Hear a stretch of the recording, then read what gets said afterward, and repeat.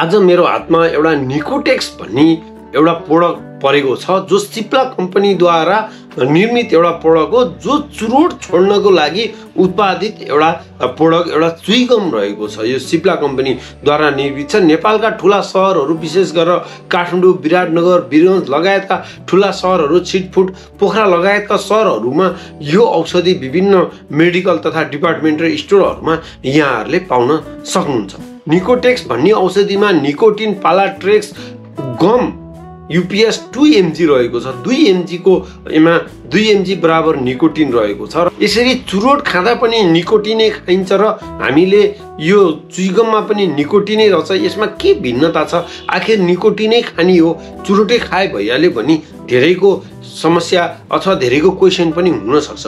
यो निकोटेक्समा निकोटिन मात्र छ, तर यदि यहाँ हामीले चुरोट गुड्काहरू खाइरहेको छौँ भने त्यसमा अरू चिजहरू बन्छ। विशेष गरेर चुरोटमा कार्बन मोनोअक्साइड रहेको छ जसले गर्दाखेरि हाम्रो रक्तनलीहरूलाई साँघुरो गराएर हार्ट अट्याकसम्म हामीलाई गराउन सक्छ। त्यसरी नै हाइड्रोकार्बन भन्ने एउटा तत्त्व चुरोटमा रहेको छ जसले गर्दाखेरि हामीलाई क्यान्सर बनाउन सक्छ। र यो निकोटेक्स भन्ने औषधि यो जुन चुइगम जुन छ यो हामीले ट्यापर डोजमा यसलाई घटाउँदै ल्याएर छोड्नको लागि प्रयोग गर्ने हो। किन भन्दा निकोटिन भनेको यस्तो तत्त्व हो जो अब हामीले खाइसकेपछि जस्तो चुरोटको रूपमा हामीले निकोटिन खाइयो भने यो हाम्रो ब्रेनमा गएर केही समयको लागि यसले हामीलाई आनन्द दिने, एकदम कम्फर्टेबल महसुस गराउने यसले गराउँछ। जब यो रक्त सञ्चालनबाट हाम्रो ब्रेनसम्म पुग्छ त्यस्तो अनुभूति गर्नुहुन्छ। जब यसको मात्रा हाम्रो रगतमा कम हुँदै जान्छ त्यसपछि यसले फेरि यसको विडल सुरु हुन्छ। भन्नु खोजेको यो हाम्रो शरीरले फेरि चुरोट माग्न थाल्छ। त्यसले गर्दाखेरि यो निकोटिनको लत अलिक खतरा खालको लत हुने गर्छ।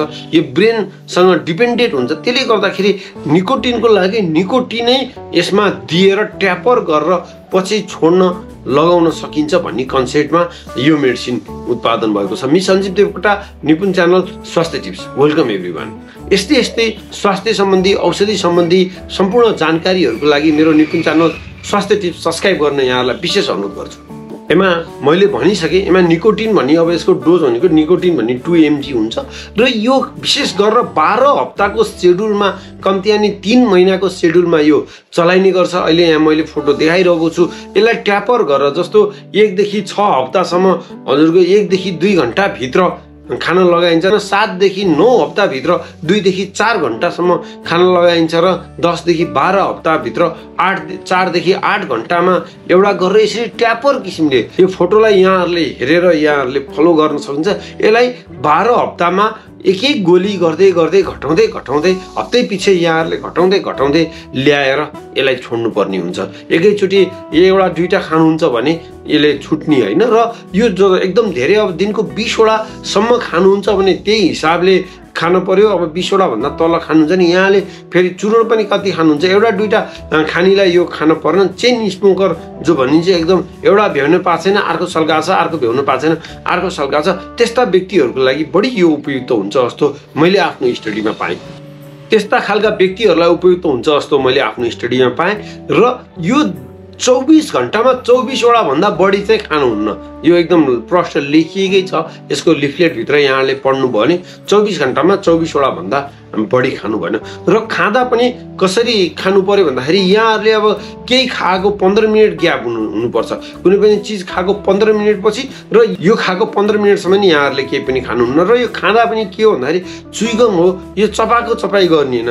यो अलिकति चपाइसकेपछि यसको एक खालको निकोटिनको टेस्ट आउँछ। यसमा भनिन्छ यसमा एक खालको निकोटिनको टेस्ट आइसकेपछि यो च्याप्ने हो। यहाँहरूले अब कतै यता बङ्गारातिर हुन्छ होला, यता बङ्गारातिर हुन्छ, मुखको अगाडिपट्टि हुन्छ होला, यसलाई च्याप्ने हो। यो च्यापिसकेपछि यो केही समयसम्म यसको टेस्ट आइरहन्छ, निकोटिनको टेस्ट आइरहन्छ। त्यसपछि फेरि निकोटिनको टेस्ट भएपछि फेरि यसलाई माथि ल्याएर यहाँहरूले सकभर यसलाई अलिकति चपाउने, अलिकति चपाइसकेपछि फेरि निकोटिनको टेस्ट आउँछ। फेरि निकोटिनको टेस्ट आएपछि फेरि यहाँहरूले बङ्गारामा च्याप्ने। यसरी चाहिँ यसलाई प्रयोग गर्नुपर्छ। र यसबाट आउने जुन थुकहरू छ यसलाई चाहिँ यहाँहरूले निल्नुहुन्न। यसलाई यहाँहरूले एउटा प्लास्टिकमा राखेर डिस्पोज गरेर डस्टबिनमा थुक्नुपर्ने हुन्छ। यसलाई यसरी खानुपर्ने हुन्छ। अरे यो अब निकोटिन भएका कारणले केही यसका साइड इफेक्टहरू पनि हुन सक्छन्। जस्तो अब यो औषधि खाइसकेपछि कतिपयहरूलाई यो चुइगम खाइसकेपछि कतिपयहरूलाई निन्द्रा नलाग्न सक्छ। यदि त्यस्तो निन्द्रा नलाग्ने भयो भने यहाँहरूले आफ्नो साइकेट्रिक डाक्टरलाई कन्सल्ट गर्न सक्नुहुन्छ। र यो मुखका खालाहरू जाने, मुखमा हल्का घाउहरू आउने, पेट सम्बन्धी पेटहरू पोल्ने, घाँटीहरू पोल्ने, पेटमा अलिकति वाकवा लागे जस्तो हुने, ग्यास्ट्रिक भयो जस्तो हुने, पेटहरू फुल्लिए जस्तो हुने, यस्ता खालका समस्याहरू यो औषधि खाइसकेपछि हुन सक्छ। कस्ता व्यक्तित्वहरूले यो औषधि नखान्थे नि, कस्ता व्यक्तिहरूले यो औषधि नखाने भनेर विशेष जान्नु पर्दाखेरि यो मुटु रोगीहरूले खान भएन, प्रेग्नेन्ट वुमेनहरूले खान भएन, यो औषधिसँग रक्सी पनि खान भएन, लिभर किडनीका बिरामीहरूले खान भएन, 18 वर्षदेखि मुनिका जुन बच्चा बच्ची हुनुहुन्छ उहाँहरूले खान भएन, मुखमा धेरै बारम्बार एकदम घाउ आइरहने त्यस्ता व्यक्तिहरूले पनि यो विचारणीय छ।